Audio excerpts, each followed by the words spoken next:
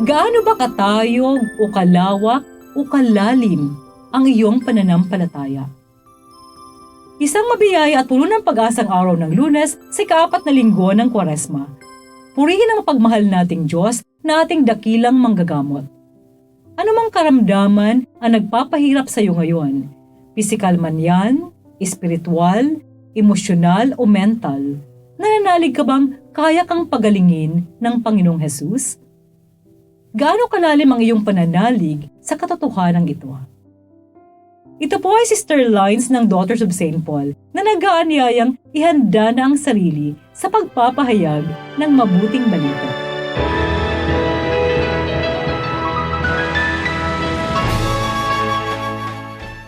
Umalis si Jesus pag Galilea.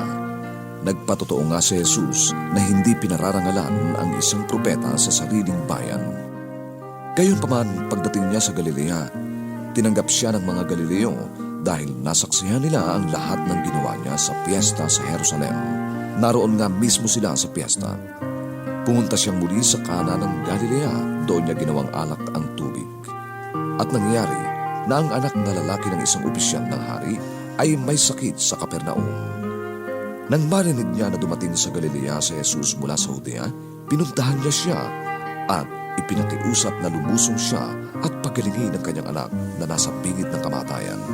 Kaya sinabi ni Jesus tungkol sa kanya, hanggat hindi kayo nakakakita ng mga tanda at mga kababalaghan, hindi kayo maniniwala. Sinabi naman sa kanya ng opisyal, Ginoo, lumusong ka bago mamatay ang anak ko. At sinabi sa kanya ni Jesus, Umuwi ka na, buhay ang anak mo. nanalig ang tao sa salitang sinabi sa kanya ni Jesus at umuwi siya.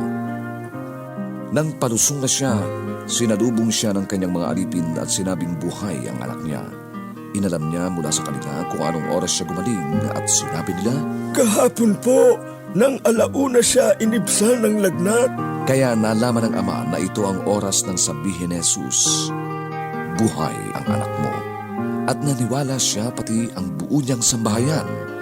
Ginawa ni Jesus ang ikalawang tandang ito pagdating niya sa Galilea mula sa Judea.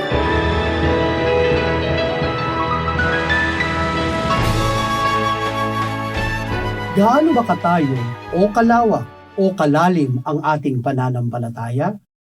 Narinig natin sa isang mataas na pinuno ng pamahalaan sa Galilea ang lumapit kay Jesus upang humingi ng tulong dahil nasa bingit ng kamatayan ang kanyang anak.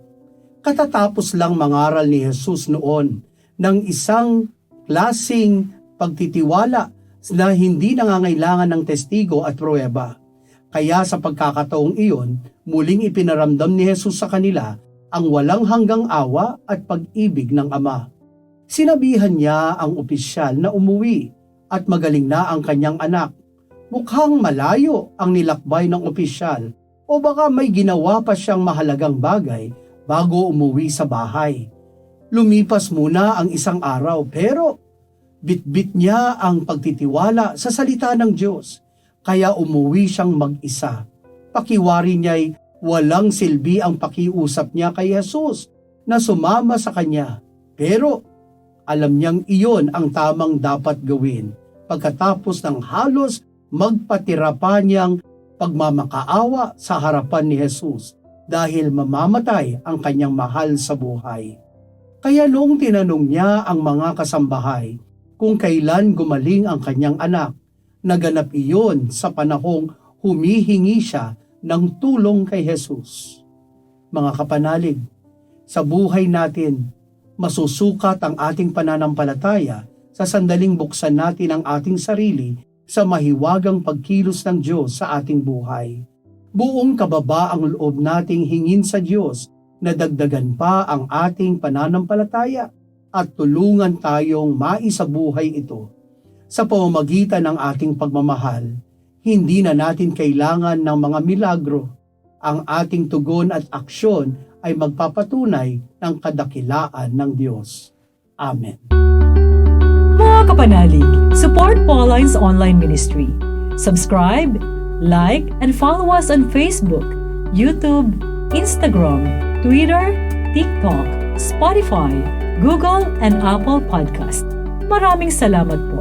At sa lahat na nagbe-message sa amin na humihingi ng panalangin para sa iba't ibang intensyon. Asahan po ninyong kasama nyo kami sa pagdarasal na ipagkaloob ng Diyos ang inyong mga kahilingan. Ito po muli si Sister Lines ng Daughters of St. Paul na nagpapaalalang walang hanggang pag-ibig ng Diyos ating pagnilayan.